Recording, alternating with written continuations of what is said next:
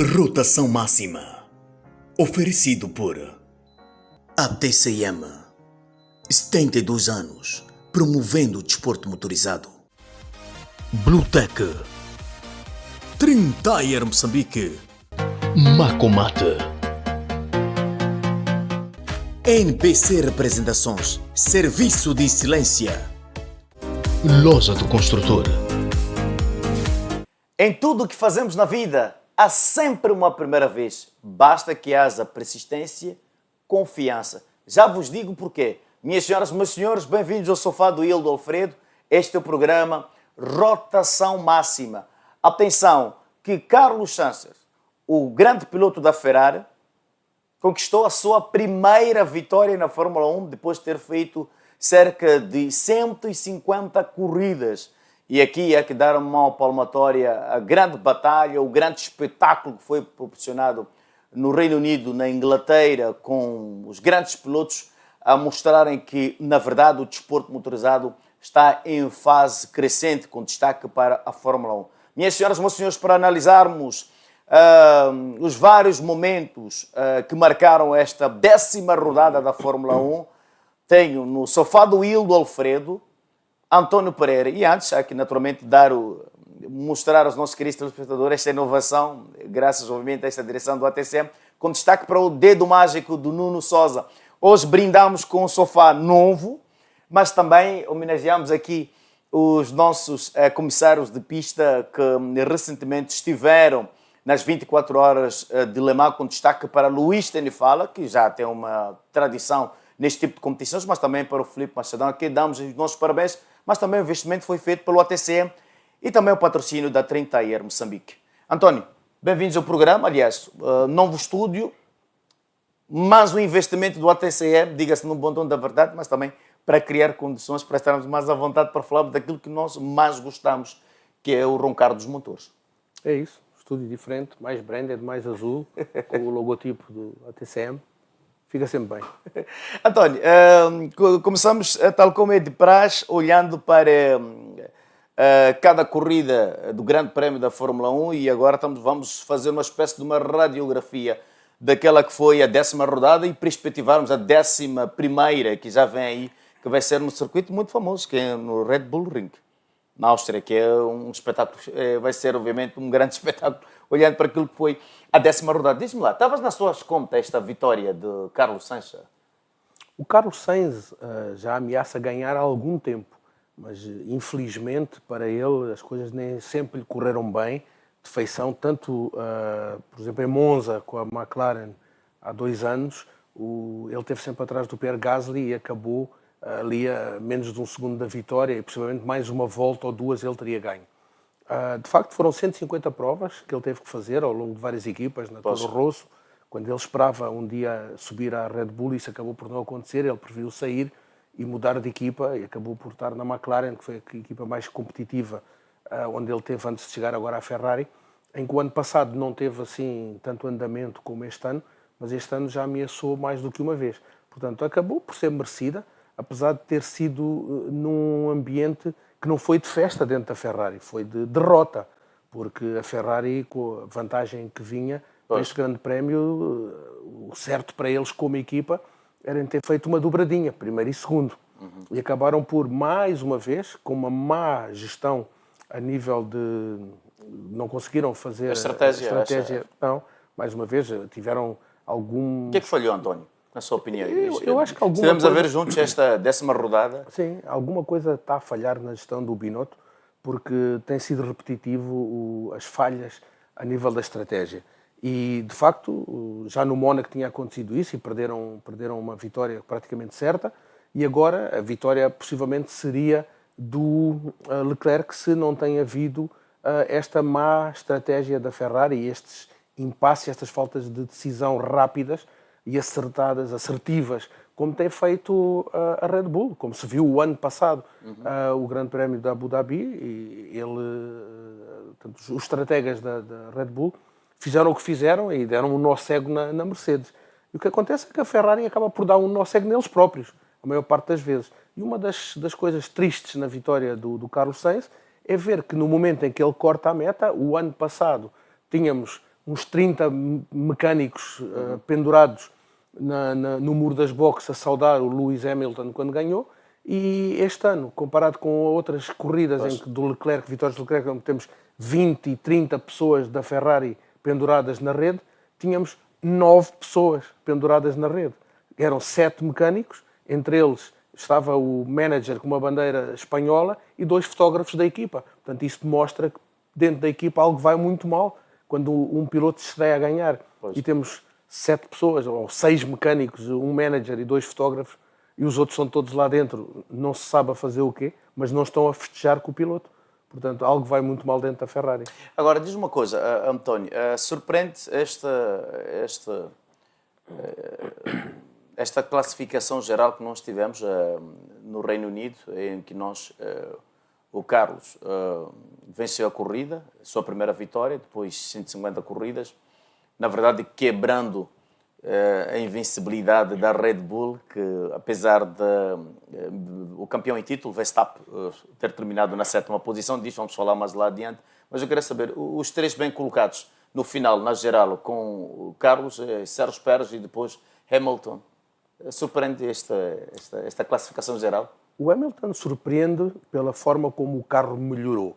Portanto, eles já tinham anunciado que iam trazer inovações e melhoramentos para Silverstone. Está a conseguir. E de facto cumpriram. O proposing foi eliminado. Agora, há aí umas discussões de que o fundo plano, o fundo da Red Bull e da Ferrari poderão não estar legais por terem partes móveis e terem partes que movimentam.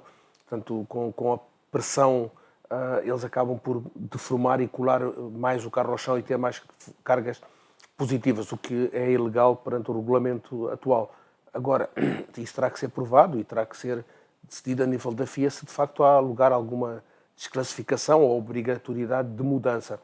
Mas, tirando o problema do Max Verstappen, que acabou por pisar um bocado de fibra de carbono de um destroço todo de carro que ficou cravado no fundo plano do seu carro, que acabou por estragar a aerodinâmica e este efeito solo para o colar ao chão. Portanto, ele não conseguia tirar a mesma performance com aquela peça cravada ali embaixo.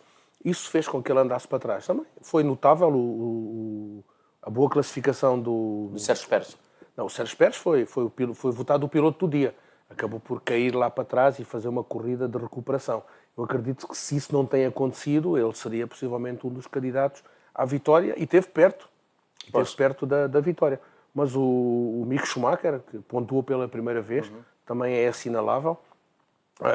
Atacou muito bem e de forma muito agressiva o próprio campeão em título, o Verstappen. Até houve gente que disse, hoje o Mick viu como é que o pai guiava, porque o Max Verstappen guia de uma forma muito similar ao que o Michael Schumacher fazia em pista, da forma como se defendia, e o Max Verstappen defendeu-se do Mick Schumacher de uma forma bastante agressiva e conseguiu manter a posição que tinha e salvou alguns pontos para o campeonato.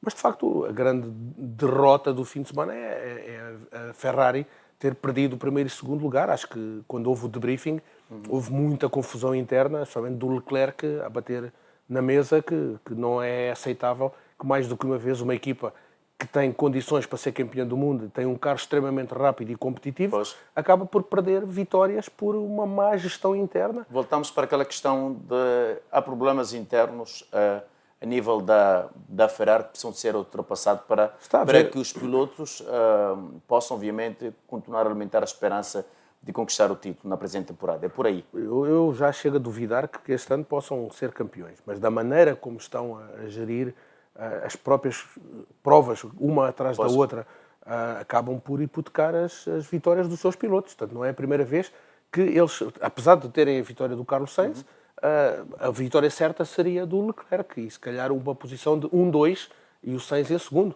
Não vamos tirar mérito ao Sainz, estava na hora certa, no lugar certo, e fez a pole position, portanto não podemos tirar mérito. Parabéns para o Carlos Sainz. A 22ª volta foi marcante. Notou-se claramente, já na ponta final, uma batalha renhida. Sobretudo, chegou-se, antes mesmo da 22ª volta, o Hamilton fez uma excelente ultrapassagem, chegou a dominar a corrida, mas depois voltou a perder a posição Mas é um dado curioso que vale a pena compartilhar, porque os nossos queridos telespectadores, o facto de, no final da 10ª rodada do Grande Prémio da Fórmula 1, termos realmente com o melhor tempo em pista. Que sinal é este da Mercedes? Que estão de novo na luta pelas vitórias, pelo menos em Silverstone, que eles estavam a correr em casa, né? O Hamilton, se dermos a volta a todo o calendário do Campeonato do Mundo, se há uma pista onde ele correu mais na vida, foi a Inglaterra, não é? Com um piloto inglês, deve ter melhor conhecimento ali e terá-lhe alguma vantagem. O fato de correr em casa traz-lhe sempre uma força anímica superior, mas de facto é isso, é que se ele não tiver um bom carro, ele não consegue ser o mais rápido. E conseguiu, portanto, numa altura em que tinha já pouco peso, pouco combustível a bordo, pneus em bom estado, fez o que fez e conseguiu ter o melhor tempo, mérito da Mercedes, que conseguiu evoluir, e ele estava lá para cumprir. Infelizmente, o Russell envolveu-se naquele toque no início, em que o Zhou estava do lado esquerdo, acabou por capotar da forma como capotou, de forma violenta, depois Isso na primeira volta. Na largada. Que naturalmente obrigou aquela paragem de quase 1 hora de tempo para depois termos a segunda largada. Sim. Como é que se pode lidar com este tipo de situações, António? É verdade que o momento mais alto da corrida, onde cada piloto espera, obviamente, alcançar os seus objetivos, e tudo acontece ali na largada. Como é que se pode evitar que este tipo de situações, daqueles acidentes? É verdade que todos os pilotos, graças a Deus, estão bem? Uma das coisas que se deu ali, tanto foi a parte do roll-up, portanto, essa parte que faz com que o capacete não bata, o chamado Santo António.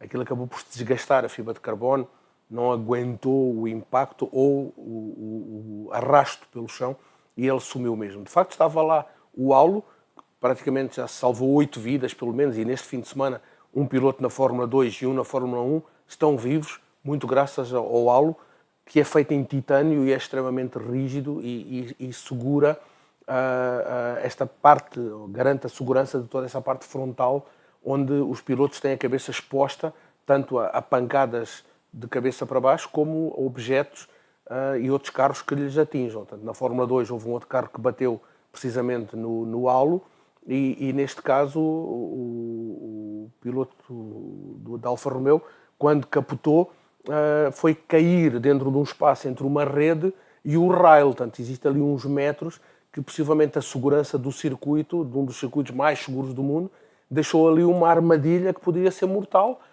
Temos que louvar a forma como todo o sistema de alimentação dos Fórmulas atuais, e neste caso do Alfa Romeo, funcionou bem, que não teve nenhum derrame, não houve nenhuma fuga de líquidos, de combustível, porque se fosse, íamos ter uma tragédia completa. O piloto não conseguia sair. Ao contrário do Grosjean, que teve aquele acidente há 2 anos, que saiu sozinho, porque apesar de ter o rail em parte sobre o cockpit, ele conseguia sair. Este não, estava invertido de cabeça para baixo, com o próprio Aulo a trancar encostado ao rail. Portanto, acredito que a própria segurança da pista, de uma das pistas mais seguras do mundo, de Inglaterra, falhou por ter ali uma zona que funcionou como uma armadilha, porque aquele carro capotou e ficou ali numa posição invertida, que era uma verdadeira armadilha e punha em causa a vida do piloto. Portanto, não se pode aceitar que num campeonato do mundo tenhamos situações partes da pista tanto, que possam perigar desta forma, a levar quase 1 hora para se tirar um piloto lá dentro. Portanto, não pode haver em nenhuma pista do campeonato do mundo, acho que nem nós aqui na pista do ATCM, temos zonas onde um piloto possa ficar preso e que leve 1 hora para os comissários conseguirem, ou as intervenções, conseguirem chegar lá e tenham que levar 1 hora para tirar um piloto. António, vamos atualizar aqui os nossos queridos telespectadores, a volta, obviamente, desta presente edição do programa Rotação Máxima. Estamos a olhar para aquela que foi a 10ª rodada do Grande Prémio da Fórmula 1, com destaque para a vitória da Ferrari, mas também para este momento único de Carlos Sainz, que é um dos pilotos com 27 anos de idade, tem estado a evoluir, conseguiu naturalmente conquistar uma preciosa vitória para a Ferrari. Atenção, que apesar de campeão em título, Max Verstappen, ter terminado a corrida na 7ª posição, em termos de classificação geral, continua a liderar com 181 pontos, segue então Sérgio Pérez com 147 e depois Charles Leclerc, também o piloto da Ferrari, portanto, na terceira posição com 138 pontos. Agora, a Mercedes continua na sexta posição. Nada está perdido. Assim, em termos de campeonato do mundo, de construtores ou não, de pilotos. Agora estamos a olhar só para pilotos. Eu duvido que eles consigam recuperar o prejuízo da primeira parte do campeonato. Nós temos agora, na próxima prova, a Red Bull Ring. A Red Bull Ring, temos metade do campeonato. Portanto, praticamente, a Mercedes vai começar a ser competitiva em meio campeonato, em que andou praticamente meio ano a tentar acertar. Vamos ter este interregno de agosto, que são algum tempinho de paragem. Portanto, eles vão possivelmente vir mais fortes para a segunda parte do campeonato. Mas é como se alguém disputasse meio campeonato e outros um campeonato inteiro. Se calhar referir que com este andamento o George Russell também iria fazer algumas flores, iria fazer algo espetacular, a correr em casa. Ele tinha muita vontade de manter aquele ritmo e aqueles recordes que ele vem batendo de acabar todas as provas nos 5 lugares, nos 5 primeiros lugares, e possivelmente poderia fazer algum brilharete a correr em casa. Infelizmente por causa do acidente. A coisa não lhe correu bem, mas salientar que ele optou voluntariamente por parar ao ver o acidente do Zhou Guanyu. Portanto, ele saiu do carro, segundo dizem, ele pediu ou informou os comissários para não tocarem no carro e correu por cima dos pneus e foi lá prestar assistência. Portanto, ele foi um bom samaritano, foi um piloto amigo, colega, com espírito de sacrifício dele próprio, e hipotecou a corrida dele para ir salvar a vida, para ir ajudar o piloto que tinha se acidentado.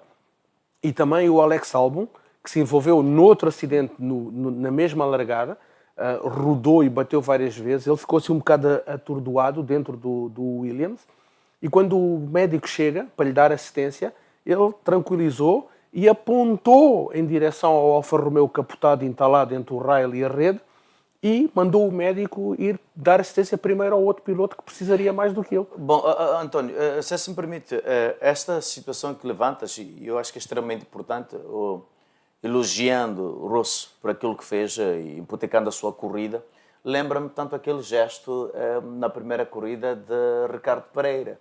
O Rick, aqui na pista, referente, portanto, aos modificados, em que teve aquele pequeno incidente com o Joca, que também teve a mesma atitude, que algumas pessoas não perceberam, mas depois ficou esclarecido, que mostra que é preciso. Os pilotos mostram que, para além de querer ganhar, ou seja, conquistar o seu objetivo, mas tem aquela parte humana. Obviamente, o desporto motorizado começa por isso mesmo, é desporto, eles estão lá. Há uma disciplina. Depende da educação que se dá aos pilotos, depende da formação de cada um.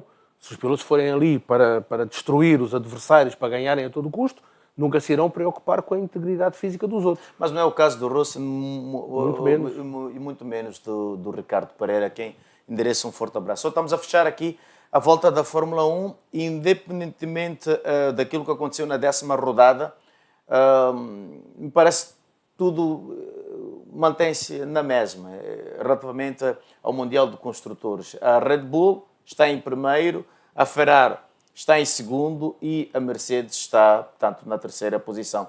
Perspectivas alguma alternância nas próximas corridas? Já entramos na metade da temporada? Só para fecharmos, António. Vamos estar a meio do campeonato na próxima prova. Vamos atingir metade do campeonato.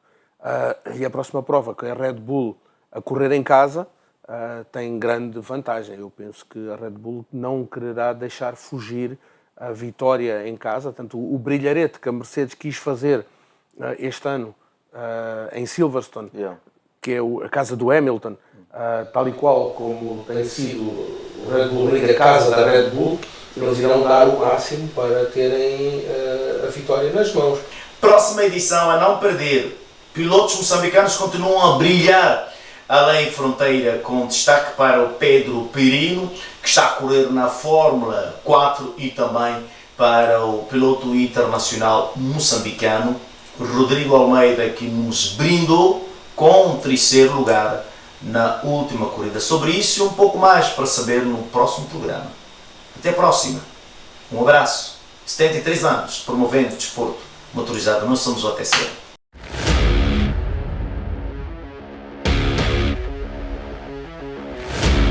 A TCM, 72 anos, promovendo o desporto motorizado. Bluetech, Trintayer Moçambique, Macomata, NPC Representações, Serviço de Excelência, Loja do Construtor.